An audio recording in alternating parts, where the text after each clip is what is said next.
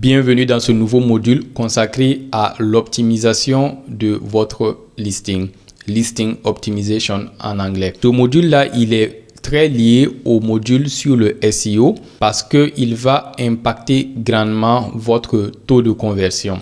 Comme nous l'avons dit dans le module sur le SEO, votre taux de conversion aura un grand impact sur votre habilité à vous positionner bien organiquement sur Amazon. Notez que avec l'optimisation de listing, vous allez pouvoir augmenter le nombre de ventes que vous faites par visite.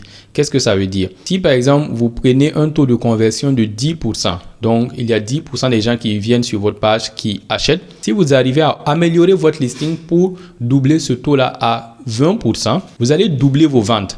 Et je peux vous dire que c'est plus facile de doubler vos ventes en doublant le taux de conversion que de doubler les ventes en ayant 2 fois plus de trafic. Même si vous avez le meilleur produit, s'il n'est pas bien présenté, les gens ne vont pas l'acheter. Gardez en tête que les gens qui viennent acheter sur Amazon, ils ne peuvent pas toucher votre produit. Donc, ils se basent vraiment sur tout ce qu'ils voient pour prendre une décision. Il y a 2 aspects que vous devez considérer.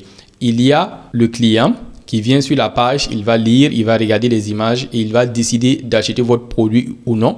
Et vous avez l'autre aspect, l'algorithme ou Amazon, que vous devez aussi convaincre de par les mots-clés que vous allez mettre et comment est-ce que vous allez rédiger votre listing, qu'il devrait vous positionner à un meilleur endroit. Donc, c'est vraiment un art de pouvoir combiner le SEO, le côté Amazon, l'algorithme, et le côté client, le copywriting, le fait d'écrire un listing pour convaincre les gens. Alors, nous parlons beaucoup d'un listing. On parle de l'optimisation de listing. Mais un listing, concrètement, c'est quoi? Lorsque vous allez sur Amazon, vous allez voir que le listing il est composé principalement du titre, des images et vidéos, de la description, des listes à puces ou fonctionnalités. Et aussi, vous avez le back-end qui n'est pas visible par le client et dont nous avons un chapitre réservé à ce sujet.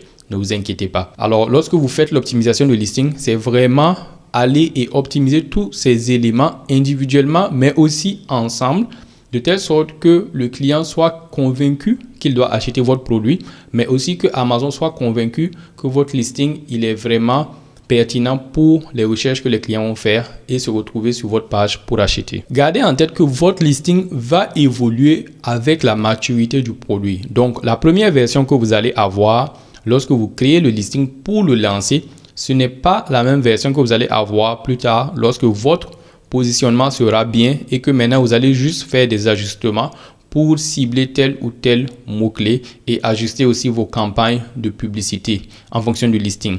Donc, au début, ça va vous prendre plus de temps pour avoir la première version parce que vous avez énormément de recherches à faire, mettre beaucoup de choses ensemble. Vous devez créer les images, par exemple. Vous devez faire prendre des photos, créer des vidéos, peut-être créer le contenu à plus de marques si vous avez accès. Mais après, ce sont juste des ajustements que vous allez faire selon les données que vous allez récupérer de par le suivi des mots-clés, par exemple, ou d'autres manières d'analyser les données sur Amazon.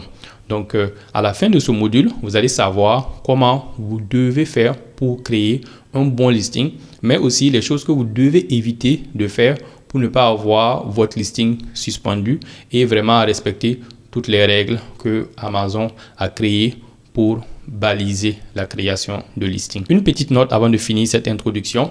Je vous recommande fortement de vous éduquer sur la psychologie du client, du consommateur, mais aussi sur tout ce qui est marketing parce que cela va vraiment vous donner un avantage lorsque vous allez pour créer votre listing et convaincre le client d'acheter votre produit.